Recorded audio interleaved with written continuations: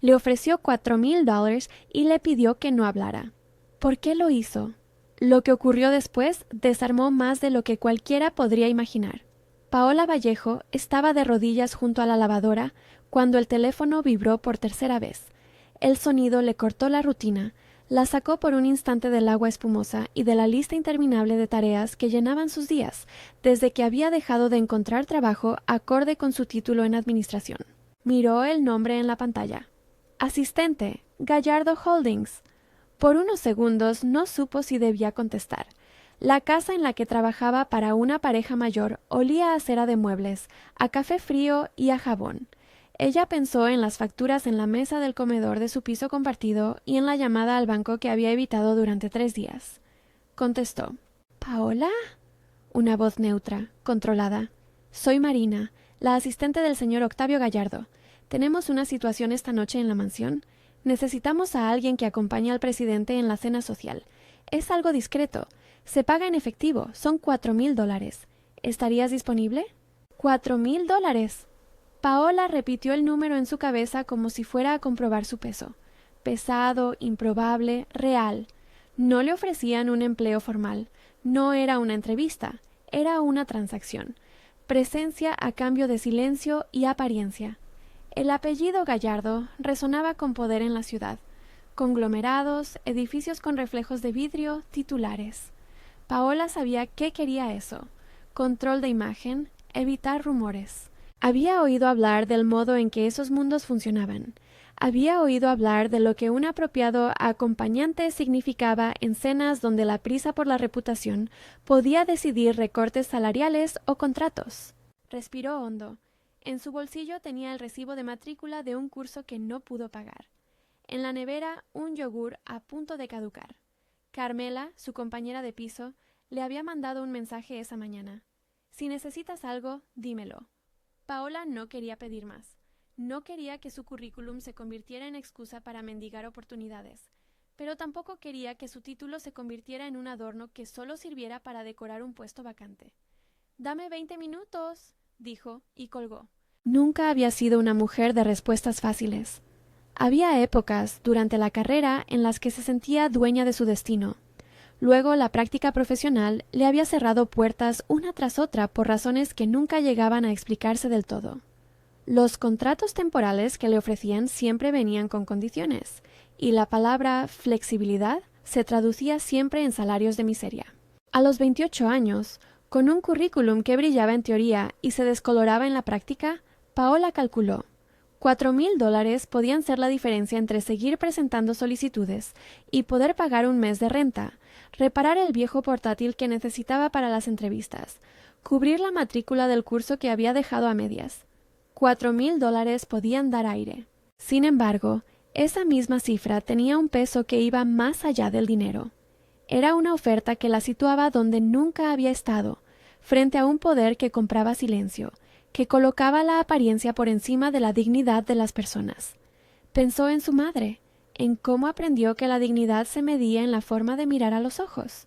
Pensó en su propio orgullo, en el orgullo de una mujer que había barrido suelos con la cabeza erguida.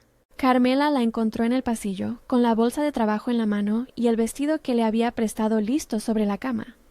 «¿Qué ha pasado?», preguntó, con la naturalidad de quien ha visto demasiados sobresaltos. Paola le explicó la llamada sin adornos. Carmela escuchó en silencio, mordiendo el labio inferior, intentando calcular las curvas de la decisión en voz baja. «Si vas», dijo al final, «que sea porque quieres verlo todo, no por lo que ellos quieran comprar». Eso fue suficiente para Paola. Al ponerse el vestido prestado, al mirar su reflejo en el espejo de la entrada, la mezcla de vergüenza y decisión fue nítida como cristal. No sería una cómplice del silencio sin entender. Iría con los ojos abiertos. Aceptaría $4,000, pero no cedería su voz sin pelear por ella cuando fuera necesario. Había un límite que no se cruzaba. La mansión de los Gallardo era una caja pulida de mármol y vidrio, con un jardín que olía a pino y a agua de fuentes. Todo estaba dispuesto para impresionar. Coches negros, guardaespaldas con manos gruesas y rostros de permanecer. Un grupo de hombres de traje que hablaban en tonos que mezclaban cifras con fórmulas para dominar mercados. Paola llegó en un taxi, con el sobre cerrado en su bolso. Marina la recibió con un leve asentimiento y una profesionalidad que no buscaba empatía. «Aquí tienes», dijo Marina, entregándole un pequeño sobre sin preguntas. «Entregarás el sobre al señor Gallardo si él te lo pide. No toques los temas de la noche, no interrumpas las conversaciones. Si te sientes incómoda, te llamamos. Tienes una línea directa con seguridad». El gesto fue breve, casi administrativo. Paola tomó el sobre y lo dejó junto a su corazón, más por fuerza de hábito que por superstición. Al atravesar el salón central, vio a Octavio Gallardo por primera vez en persona. Alto, impecablemente vestido, con una sonrisa que no llegaba a los ojos. Era un hombre que medía el mundo en acuerdos. Su presencia llenaba la sala. A su alrededor, ejecutivos y accionistas conversaban sin pausa, sosteniendo copas y reclamando atención en voz baja. Su mirada recorrió la estancia hasta que se posó en ella como quien examina un objeto valioso. «Buenas noches», dijo él sin moverse demasiado. Su voz tenía la cadencia de quien ha dirigido orquestas empresariales. «Buenas noches», respondió Paola, con la serenidad que regalaba la práctica de ser invisible en otros escenarios. Octavio le ofreció la mano con un gesto que marcaba distancia. La presentó por formalidad, no por cercanía. No hubo preguntas personales, solo una instrucción a modo de confidencia mercantil. «Esta noche necesitas ser discreta», dijo. «No llames la atención. Si te piden, sonríe. Si te hablan, asientes. Aquí se valora la compostura». Ella asintió. En su bolso, el sobre pesaba como una promesa amortiguada. La cena comenzó con discursos que hablaban del reajuste estratégico, de optimización y de sinergias. Había palabras que, pronunciadas por esos hombres con bocas curtidas en juntas, tenían la capacidad de transformar vidas en números redondos sobre una diapositiva. Paola escuchó, tomó la manera en que convertían personas en porcentajes y la guardó como se guarda un trozo de vidrio cortante, para no herirse. En la mesa principal, Octavio conversaba con algunos accionistas. Don Rodrigo Salazar, un hombre de estatura media con una voz cálida y una costumbre de fijarse más en la gente que en las cifras, se sentó a su lado. Había algo en el aire cuando Rodrigo hablaba. La atención no era un arma, sino una curiosidad que buscaba entender. Sus manos se movían con lentitud, como si cada gesto midiera el valor humano. «Hemos tenido que recortar rotación de personal en ciertas áreas», dijo un director con una sonrisa que no alcanzaba la sinceridad. «Ha sido necesario para mantener márgenes sanos». Un murmullo de aprobación. Paola sintió que la palabra «necesario» pesaba como una losa. «¿Necesario para quién?», se preguntó. La conversación giró hacia contratos y números, y en una de esas vueltas alguien lanzó una broma ligera sobre llevar siempre una mujer bonita a la mesa, como si la presencia decorativa de alguien pudiera neutralizar la posibilidad de comentarios malintencionados entre empresarios. La broma cayó en silencio, aceptada con la misma naturalidad con que se aceptan los trucos de la cortesía entre hombres que compran imagen. Paola, que había sido instruida para permanecer callada, sintió algo que no se llamaba ánimo. Era una mezcla de indignación y la sensación de que había llegado al límite de su paciencia. En su bolso, el sobre con los $4,000 parecía ahora un objeto extraño, una moneda con dos caras, una que le compraba silencio y otra que le recordaba por qué estaba ahí. No habló por impulso.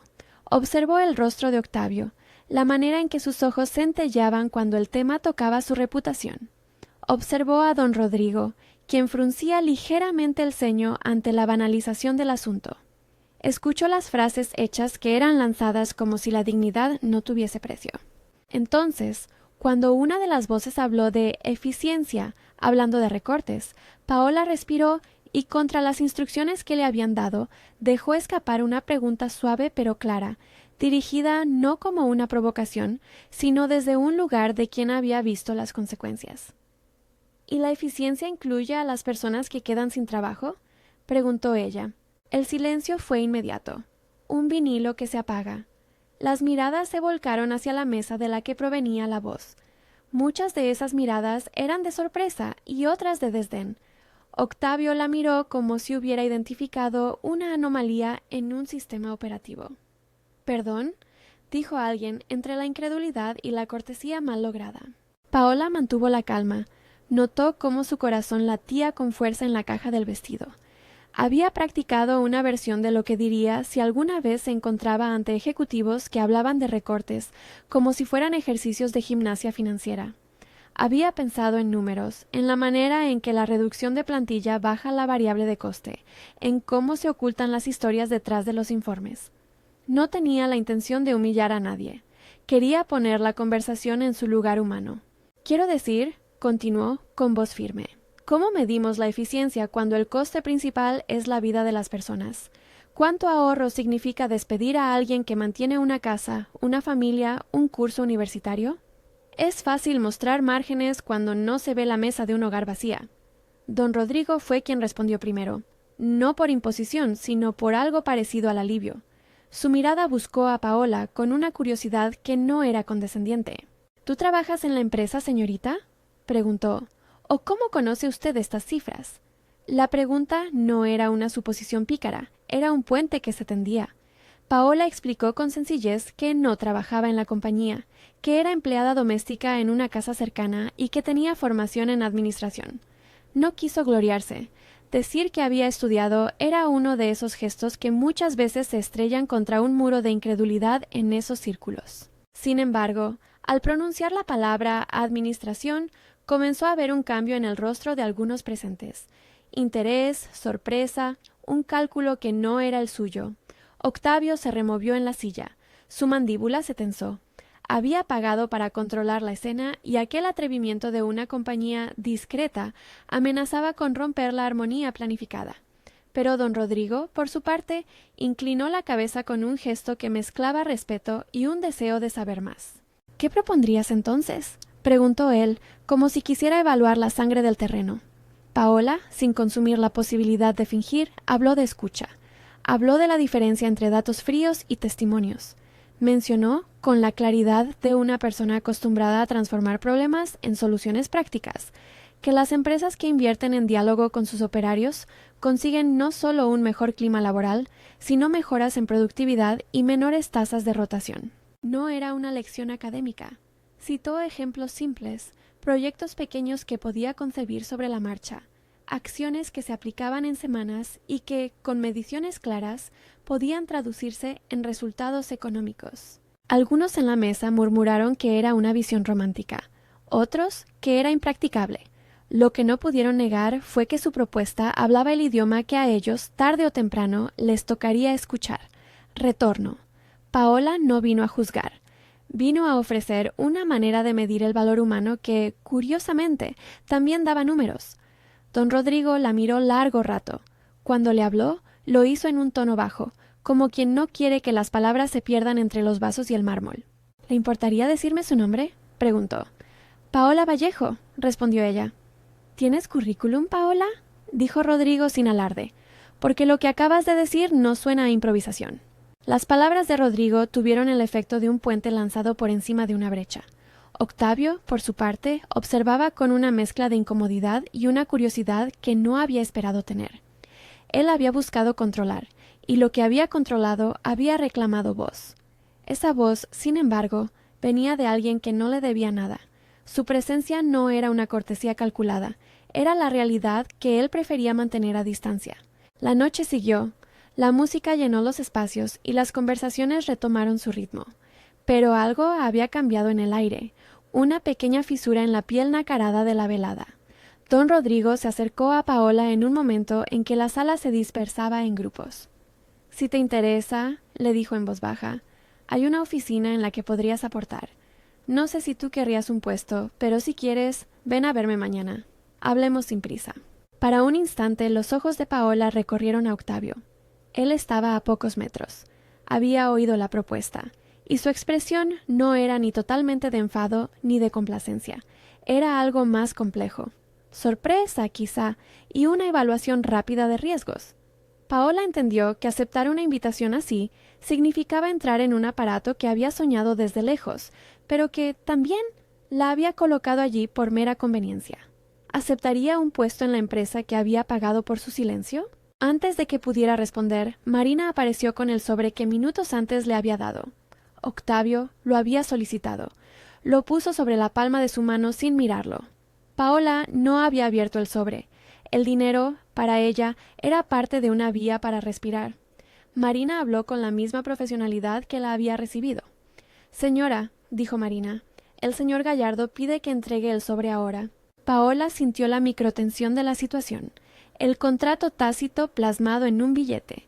Era un gesto que traducía lo transaccional de la noche, el poder ofreciendo una solución práctica al problema de la reputación. Paola apartó la mirada y, con la tranquilidad que le otorgó su convicción, colocó el sobre en su bolso. «Gracias», murmuró con voz serena. Octavio la miró y por primera vez dejó entrever un interés que no era solamente empresarial. No era un coqueteo romántico en el sentido frívolo. Más bien era la atención de quien ha detectado una variable inesperada en su ecuación. Paola, sin saberlo todavía, había movido piezas en un tablero que él creía conocer. Cuando la velada empezó a deshacerse, don Rodrigo se acercó una vez más. «Ven a mi oficina mañana a las 11», dijo. «Si no quieres, no pasa nada. Pero te lo ofrezco porque creo que podrías ser útil, y porque lo que acabas de decir lo digo yo desde otra perspectiva y me interesa un punto de vista distinto». Paola asintió. Había un remolino de emociones bajo la superficie. Incredulidad, la sensación de estar cruzando una puerta que no había imaginado abrir, y la conciencia de que su decisión de esa noche podría ser el primer paso hacia un terreno donde su voz, su formación y su experiencia no serían más una curiosidad, sino una herramienta.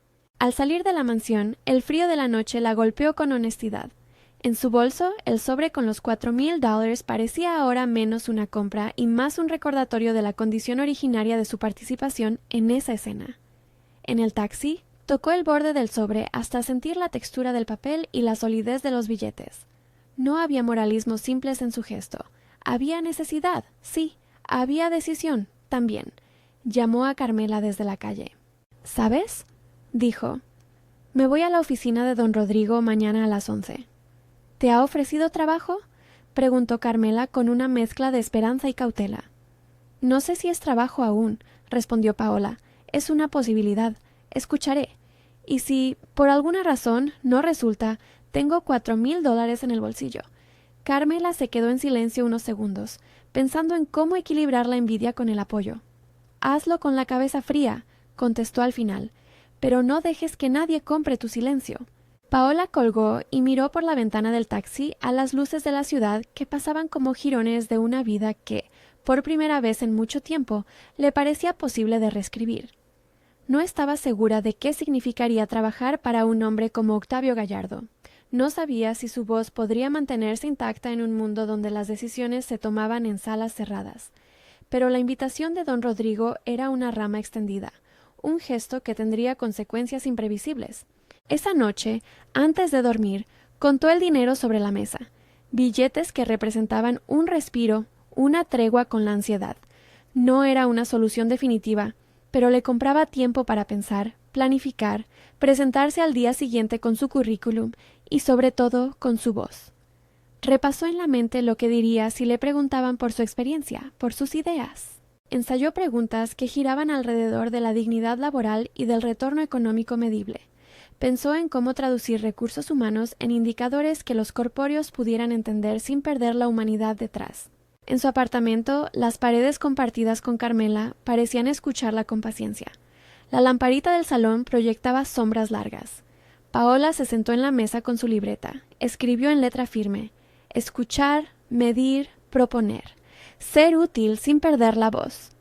Fue un mapa sencillo, una pauta para la visita a la oficina de don Rodrigo. Antes de conciliar el sueño, su mente volvió a la escena de la cena. La instrucción igual que una llave que pretendía cerrar bocas. La pregunta que rompió un protocolo que la noche trataba de imponer. No había sentido triunfo, sino una claridad nueva, la de quien había utilizado su palabra como herramienta, no como arma. A la mañana siguiente, el sobre permanecía cerrado en la mesilla, al lado del teléfono. Paola se vistió con lo que tenía, un traje modesto, pero bien planchado. Se puso el poco maquillaje que guardaba para las ocasiones, no para disimular, sino para sentirse digna ante la posibilidad de ser valorada por lo que sabía. Salió de casa con la libreta en el bolso y con una mezcla de nervio y una calma que se parecía al control. Al llegar al edificio de Gallardo Holdings, el hall le pareció una caverna de cristal y acero. El ascensor la condujo hasta la planta directiva, donde las luces frías del día entraban en ángulos que hacían brillar el minimalismo del lugar. En la recepción le pidieron identificación, y alguien pasó su nombre por una placa que tintineó levemente. Paola Vallejo. Fue una formalidad, pero también un modo de convertir su presencia en un dato más de la organización. Don Rodrigo la recibió en un despacho que olía a madera y a libros abiertos. No era el despacho ostentoso de quien acumula símbolos. Era un espacio donde había fotografías en blanco y negro, papeles con notas a mano y una planta que respiraba en un rincón. Rodrigo la hizo sentar como quien ofrece hospitalidad. «No quiero prometer nada que no sea real», dijo al empezar, «pero quiero escuchar. ¿Qué te llevó a decir lo que dijiste anoche en la cena?» Paola habló con la honestidad de quien no tiene ya que perder y mucho que ganar. Le contó de sus estudios, de los cursos que dejó a medias, de cómo ser titulada no fue garantía de oportunidades. Habló de ver el ajuste de plantilla en la empresa donde trabajaba y de cómo eso significaba familias que se sostenían con menos. Habló, sobre todo, de cómo conocía formas prácticas de medir el impacto humano y traducirlo en resultados, propuestas pequeñas y medibles que podían presentarse, implementarse y evaluarse con indicadores claros. Rodrigo tomó notas en silencio, con un gesto que no pretendía dominar sino comprender. Cuando ella terminó, él levantó la vista y le propuso algo que no sonaba a promesa sin base, que preparara un pequeño diagnóstico sobre una planta piloto que él consideraría, que presentara pasos concretos y métricas que demostraran el retorno de hacerlo. «Si tu propuesta es viable», dijo don Rodrigo, «tendremos que convencer al consejo. No te prometo la luna, Paola, pero te ofrezco la oportunidad de mostrar que tu idea no es solo ética, sino rentable». Ella aceptó, no por los halagos, sino porque vislumbró una posibilidad de demostrar con datos lo que siempre había creído, que la escucha transformada en acción coherente puede producir valor real. Además, en su bolso aún estaba el sobre que simbolizaba la otra cara de esa noche. No pensó en ello como una contradicción. La vio como un punto de partida. Salió de la oficina de don Rodrigo con un borrador en la libreta y una lista de contactos. Esa misma tarde tuvo que volver a la casa donde trabajaba. La rutina del hogar no había cambiado. Ropa que planchar, habitaciones que limpiar, el método de siempre. Pero algo en su cuerpo había cambiado. La sensación de que su palabra tenía un lugar donde podía ser útil. Había también una sombra. Octavio. No podía ignorar que su presencia en la cena se había sentido como una compra. Tampoco podría ignorar que aquello la había llevado a donde estaba ahora. La frontera entre ser objeto y ser sujeto se había vuelto borrosa durante 48 horas. Esa noche, cuando contó el dinero por tercera vez y separó billetes para asegurar el mes, sintió la extraña mezcla de alivio y aprehensión. El efectivo le compraba tiempo. La invitación de don Rodrigo le abría camino. Nada de eso borraba la naturaleza pragmática de la oferta original. El dinero no justificaba el gesto de comprar silencio. La política del poder seguía vigente. Ella, sin embargo, se daba permiso para usar lo que se le ofrecía como trampolín. En las semanas siguientes, Paola se movió entre dos mundos. Por la mañana, las tareas domésticas que sostenían su realidad económica. Por la tarde, reuniones con equipos técnicos en la oficina de don Rodrigo, donde su voz empezaba a encontrar interlocutores. Fue en esas tardes cuando conoció a Beatriz Torres, una supervisora con habilidad para leer datos y humanidades, a Fernando, un analista escéptico con talento para las hojas de cálculo, y a Gabriela, una jefa de planta que tenía frente a sí la complejidad de una operación y la sabiduría de quien convive con personas que hacen funcionar máquinas y vidas. Cada encuentro dejaba pequeñas señales de progreso, un gráfico que Paola ayudó a simplificar para que la dirección lo entendiera, una encuesta de clima que propuso y que, con algo de técnica, empezó a mostrar tendencias interesantes, una visita de campo que cambió la perspectiva de quien solo había conocido presentaciones. Paola no se presentó a sí misma como salvadora. Se limitó a proponer pasos, a medir y a señalar dónde se podía ganar, mientras Octavio seguía siendo una sombra que se acercaba en momentos inesperados. Sus correos electrónicos eran cortos, sus reuniones más breves, su mirada más analítica. Se acercaba a las presentaciones con frialdad, Evaluaba cifras, aplaudía cuando el retorno era evidente y negaba con la cabeza cuando había emociones por encima de métricas. Pero lo que nadie previó era que, poco a poco, su defensa de la distancia empezaría a ceder ante la evidencia tangible. Cuando los números empezaron a mostrar una baja en la rotación y un aumento en la productividad en las áreas en las que Paola había trabajado, su postura cambió. No fue una transformación instantánea. Fue un proceso hecho de pequeños reconocimientos, de reuniones donde Octavio preguntaba menos para desacreditar y más para entender. Ella, por su parte, se mantuvo firme en su criterio. Jamás permitiría que su ascenso fuese explicado como una recompensa por haber participado en la cena. Se negaba a que su recorrido se reduzca a una transacción. Trabajó con método, con horarios y con claridad de objetivos. Cuando le ofrecieron un puesto formal, lo hizo sabiendo que su voz debía mantenerse intacta. Pero todo esto sucedió después de la noche del sobre y del cuestionamiento en la mesa. Por ahora, lo esencial había ocurrido. Un pago transaccional abrió una puerta por la que la dignidad pudo colarse y transformar una charla de gala en una posibilidad real. Sin embargo, las preguntas quedaban abiertas. ¿Aceptaría el consejo una propuesta que apostaba por personas en vez de solo por recortes? ¿Cómo reaccionaría Mauricio Solís, un accionista con fama de inflexible, cuando viera los números? ¿Y Octavio hasta qué punto permitía que su control se viera erosionado por una empleada que en un parpadeo se convirtió en propuesta? La historia, en su primer giro, no daría respuestas fáciles. Paola salió de la mansión con el sobre intacto en su bolso y con una tarjeta de don Rodrigo en la mano. Sabía que el dinero resolvía la urgencia inmediata. Sabía también que la verdadera prueba no sería el billete, sino aquello que pudiera presentar al consejo cuando llegara el momento.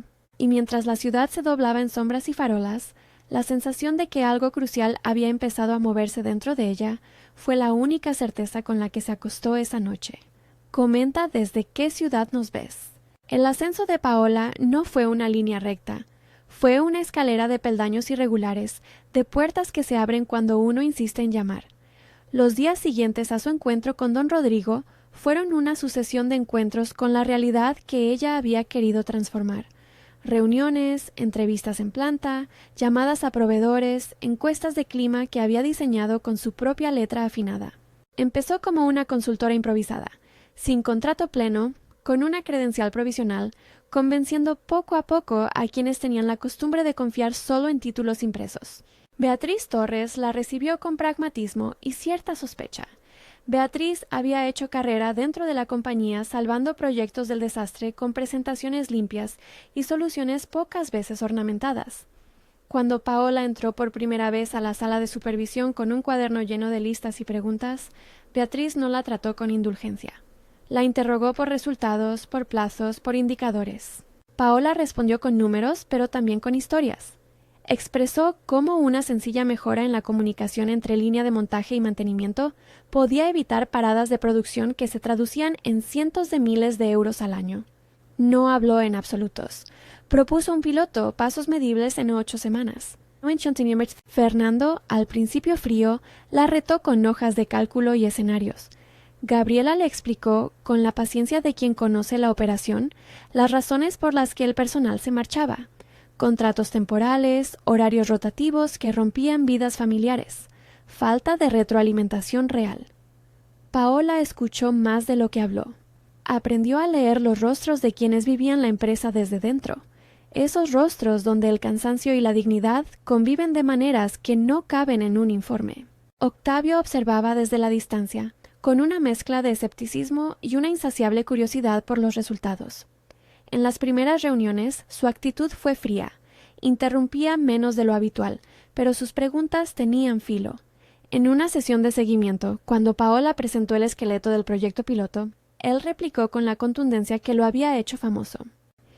¿Y qué te hace pensar que una encuestita y unas reuniones con los operarios van a cambiar la ecuación financiera?, preguntó Octavio, con ese tono de quien no tolera la ingenuidad disfrazada de buenas intenciones.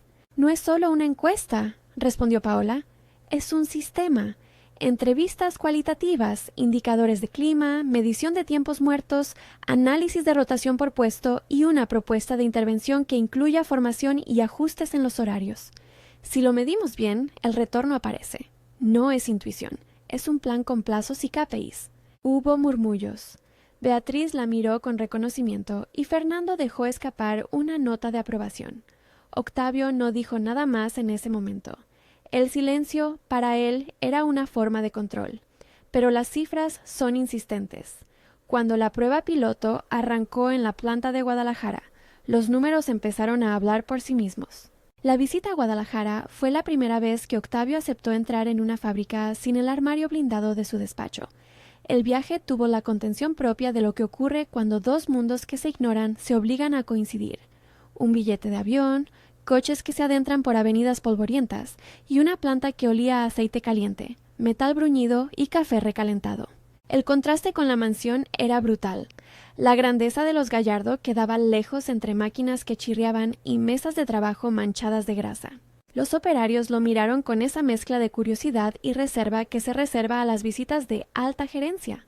Paola caminó con ellos sin intermediarios, como quien no quiere que haya filtros entre la pregunta y la respuesta. Habló con Javier, un supervisor que llevaba 15 años en la planta y sabía cada falla de la cadena como se conoce un propio cuerpo. Habló con Esteban, un mecánico joven que quería estudiar por la noche y no podía por los turnos. Escuchó historias que eran lecciones en carne viva. Padres que perdían horas de cama por turnos impredecibles. Mujeres que renunciaban a promociones porque implicaban traslados y ello significaba romper subsidios. Equipos que no sabían si sus sugerencias se tomarían en serio. Octavio no estaba allí como un observador neutro. Se encontró caminando detrás de Paola, oyendo palabras que no se dicen en juntas donde las sillas giran sobre alfombra. En un pasillo, un operario la interpeló sobre la falta de repuestos. Paola tomó nota, preguntó por tiempos de respuesta y propuso un cambio en el sistema de pedidos para evitar paradas innecesarias. Octavio la siguió hasta el área de mantenimiento, donde el olor a solventes parecía contener la historia de años de pragmatismo bajo presión. Esa noche, en la habitación de hotel que ocupaban por cortesía, Octavio no fingió su sorpresa.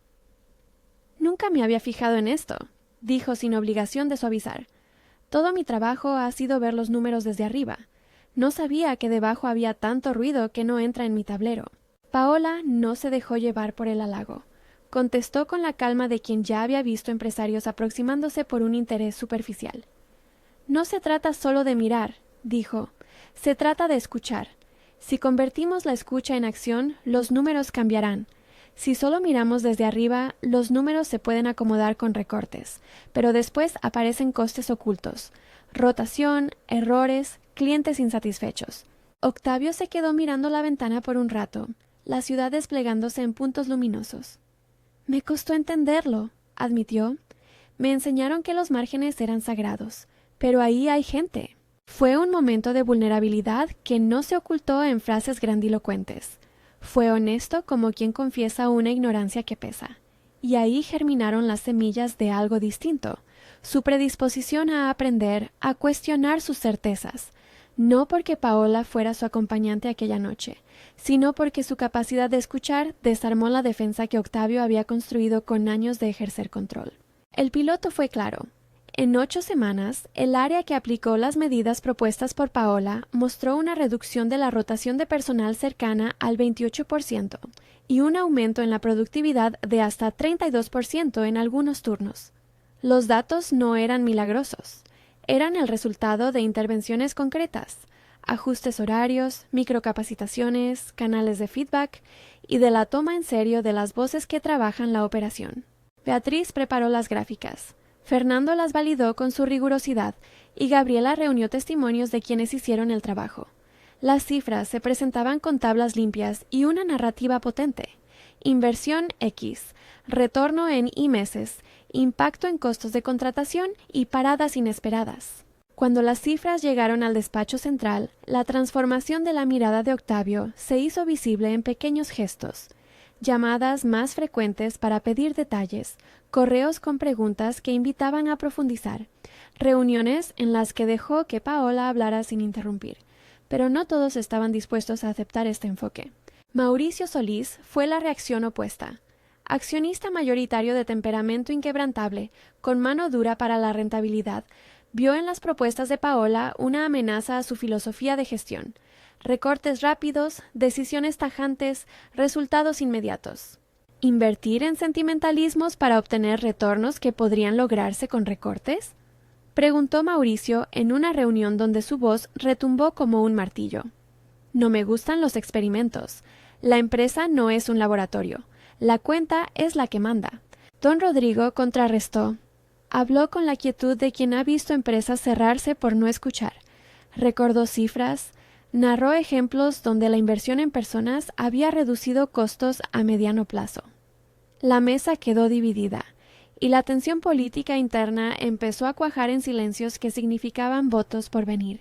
En medio de ese tablero apareció la crisis que pondría a prueba su trabajo y su palabra.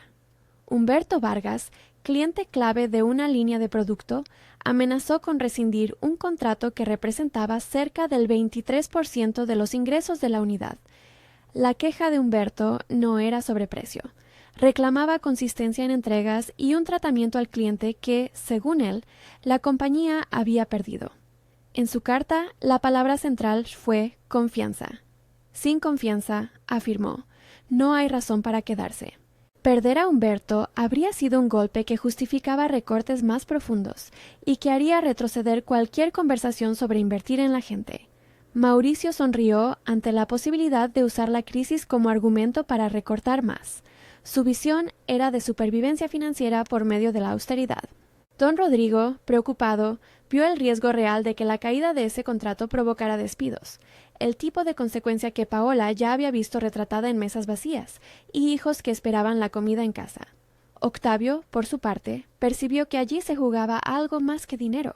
Se jugaba su credibilidad si no lograba detener la huida del cliente. La reunión de emergencia fue una tormenta de propuestas. Mauricio redactó un plan de emergencia basado en ajustes de precios y renegociación de márgenes. Don Rodrigo propuso una visita personal para tender puentes. Paola ofreció una alternativa que unía estrategia y humanidad. Un plan de salvamento del contrato en 3 frentes: técnico, logístico y relacional, que implicaba salir a terreno, escuchar las quejas de Humberto, presentar un plan con cronograma y proponer mejoras en el servicio soportadas por los números del piloto. Era una apuesta que fusionaba su enfoque con la necesidad de garantizar resultados. Octavio tomó la decisión. Irían a Monterrey a presentar el plan dentro de 48 horas. No fue una decisión meramente de imagen. Fue la señal de que Octavio había aprendido lo suficiente como para arriesgar su nombre en primera persona. Eligió personalmente a Paola para que lo acompañara. La compañía del ejecutivo y la consultora improvisada no fue romántica, fue estratégica. Él traía la autoridad, ella la cercanía con la operación. En Monterrey, la primera reunión con Humberto fue tensa. El hombre esperaba medidas concretas, no promesas. Paola abrió la sesión con humildad y claridad. No vino a disculpar a la empresa con retórica. Vino con un diagnóstico, un cronograma y una lista de acciones inmediatas. Habló de tiempos de entrega, de stock, de comunicación de estado, de un canal directo con su equipo. Mostró datos del piloto. Reducción de fallas en línea, menor tasa de errores y con ello una previsión de mejora en entregas en 12 semanas. Hizo algo que sorprende a muchos directivos. Presentó testimonios de trabajadores que se comprometerían a un plan concreto de mejora y propuso un protocolo de respuesta rápida ante cualquier incidencia durante el primer trimestre. Humberto, al principio hermético, fue cambiando su postura. Le importaban los resultados y Paola los ofrecía con una hoja de ruta palpable. Octavio, por su parte, tomó responsabilidad por las fallas y, con voz mesurada, explicó las medidas de control y los recursos que la empresa iba a destinar para asegurar cumplimiento. Si volvemos a fallar, dijo Octavio, asumiré personalmente la responsabilidad con ustedes. No serán excusas, sino hechos. El gesto fue valiente porque, en el mundo corporativo, asumir responsabilidad personal no siempre es moneda corriente. Humberto exigió garantías contractuales y estructuras de penalización si no se cumplían los plazos. La negociación fue dura, pero al final firmaron un adendum al contrato que incluía tiempos de respuesta y métricas de servicio. En el ambiente quedó flotando la idea de que la voluntad de cambiar era, en sí misma, parte del valor ofrecido. Regresaron con el cliente en la mesa, pero la batalla más difícil quedaba en la reunión del consejo. Mauricio aprovechó la ocasión para presentar el adendum de Humberto como una señal de debilidad. Si ceden ahora, mañana otro vendrá y exigirá más. Don Rodrigo replicó con la contundencia de quien tiene la vista larga. Si perdemos al cliente, tendremos que despedir, y ese coste humano tendrá consecuencias económicas que desembocarán en pérdida de know-how y de capacidad operativa. Hemos visto que invertir en la gente reduce costes a mediano plazo. El Congreso de Argumentos dejó el aire pesado. Mauricio no cedió, y la votación se anunció inminente. Paola preparó la presentación con la atención de quien tiene todo por demostrar. Redactó slides que mostraban el piloto en cifras: disminución de rotación 28%, aumento de productividad 32% en algunos turnos, reducción de tiempos muertos y proyección de ROI a 12 meses que cuadraba frente a la inversión prevista. Pero no fue solo números. Acompañó las cifras con testimonios, con fotografías de la planta, con un video corto en el que operarios explicaban cómo pequeñas decisiones habían cambiado su día a día. Preparó una tabla que contrastaba el coste de una ronda de despidos con el coste real de la inversión humana. Pérdida de know-how, tiempo de reclutamiento, caída de moral, impacto en calidad. Era un argumento que hablaba tanto al bolsillo como a la respiración social de la compañía. El día de la presentación en el consejo, la sala estaba tensa. Mauricio abrió con su plan de austeridad, con un repaso de cuentas frías y una advertencia de riesgo. Cuando Paola se levantó a presentar, la mirada de algunos fue condescendiente, otros expectantes. Pero Paola no mostró nervios. Comenzó con la pieza más pequeña, un testimonio. Dijo el nombre del operario que había citado, habló con calidez y recitó cómo una modificación logística había evitado una parada crítica. Luego desplegó las tablas. Las cifras resonaron en la sala como golpe seco. Cuando presentó la posible pérdida del 23% de ingresos por la salida de Humberto, pero contraponía la inversión de evitarla con el costo de la pérdida, trazó una ecuación que no permitía fácil rechazo. Don Rodrigo complementó con su perspectiva de riesgo a largo plazo, y Fernando corroboró los cálculos con su rigor. Mauricio interrumpió en varias ocasiones con objeciones técnicas y ataques personales, velados hacia la legitimidad de Paola. ¿Quién nos garantiza que estos números se sostendrán a escala? Era la pregunta que siempre plantean los escépticos. Paola respondió con humildad y concreción. Habló de plazos, de métricas de seguimiento, de auditorías internas, de un comité de revisión con representantes de operaciones y finanzas. No prometió lo imposible. Ofreció controles y transparencia. Para el cierre, Octavio habló de su experiencia personal tras el viaje a Guadalajara y Monterrey. Confesó su error al no haber entendido la complejidad humana y reconoció que la evidencia del piloto lo había obligado a repensar la estrategia. Lo hizo sin dramatismos, con la firmeza de quien sabe que las decisiones y responsabilidades pesan. La votación fue dura.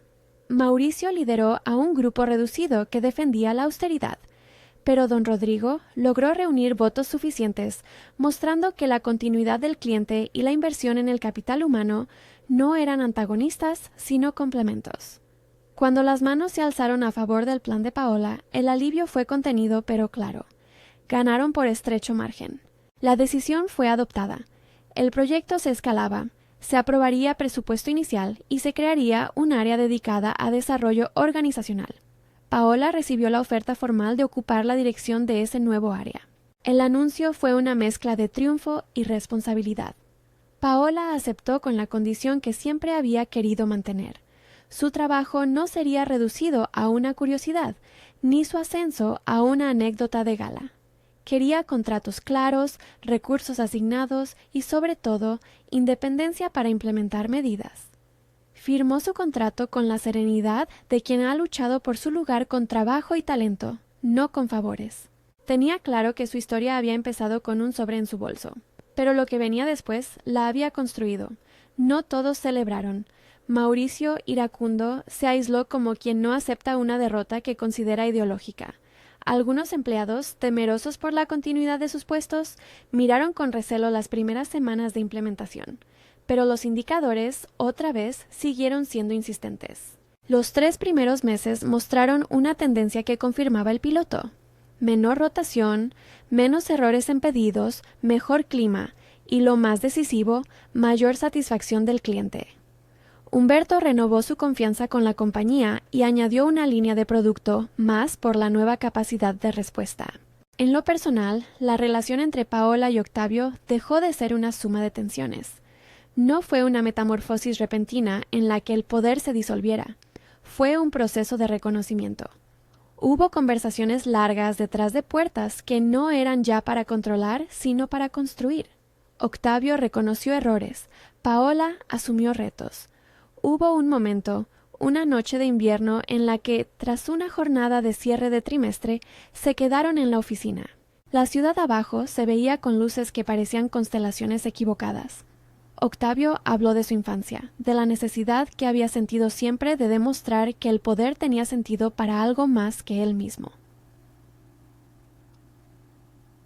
«No supe cómo hacerlo antes», dijo sin pedir perdón, diciendo más bien una verdad que pesaba.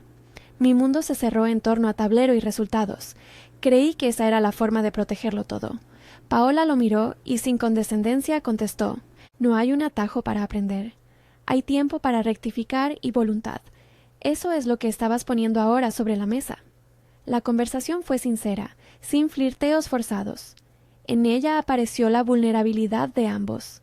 Él, por aceptar su parte de culpa. Ella, por admitir que su ascenso había nacido también de la necesidad y del azar de una noche. Acordaron normas: evitar cualquier situación que pudiera sugerir conflicto de interés, documentar las decisiones, permitir que su trabajo fuese evaluado por terceros si hacía falta. Fue un pacto profesional que, con el tiempo, permitió que algo más se construyera sobre bases sólidas. El cambio organizacional no fue inmediato. Hubo resistencias, hubo ajustes de personal que dolieron, hubo recalibraciones en estrategia y en presupuesto. Pero con cada ciclo trimestral, los datos fueron consolidando la narrativa que Paola defendía. Invertir en la gente reducía costes ocultos y mejoraba la resiliencia ante clientes difíciles. Las cifras de productividad y retención se mantuvieron estables o mejoraron, y la dirección encontró un nuevo lenguaje para hablar de rentabilidad que incluía el valor humano. En los meses que siguieron, la prensa empezó a notar el movimiento. Titulares discretos hablaron de nueva dirección en Gallardo Holdings y de iniciativas de retención. Nunca se mencionó el sobre que un día cambió el rumbo de la historia. Eso quedó entre los acontecimientos que no necesitan salir a la luz para ser verosímiles. Paola, con su contrato en la mano y un equipo que la seguía por convicción profesional, diseñó programas de formación, comités de escucha y una plataforma digital para que empleados y supervisores compartieran propuestas. No buscó protagonismo mediático, buscó eficacia. Hubo momentos donde la atención volvió. Mauricio continuó oponiéndose a expansiones presupuestarias y propuso recortes en áreas que consideraba no productivas. Cada vez que surgía un pulso político, don Rodrigo y Beatriz actuaban como contrapesos. Don Rodrigo mantuvo su rol de puente y mentor, Beatriz de ejecutora práctica. El consejo aprendió a negociar con más complejidad. Ya no eran recortes automáticos, sino debates donde se medía impacto y tiempo de retorno. Y en esa realidad profesional que se consolidaba, hubo también espacio para el afecto. No fue inmediato ni impulsado por la dinámica de poder. Surgió en el día a día, en el reconocimiento de virtudes recíprocas. Octavio, que había aprendido a escuchar, valoraba la forma en que Paola organizaba personas y datos. Ella, que había aprendido a navegar la política empresarial, apreciaba la cantidad de recursos que él podía mover cuando creía en una causa. Se convirtieron en compañeros de batalla más que en la figura autor condescendiente y la salvadora. Fue una relación construida sobre respeto profesional, límites claros y mutua admiración. Cuando finalmente se confesaron la atracción que había nacido de esa cercanía, lo hicieron con la misma seriedad con la que habían firmado proyectos, reconociendo riesgos, negociando reglas del juego. No hubo escenas grandilocuentes.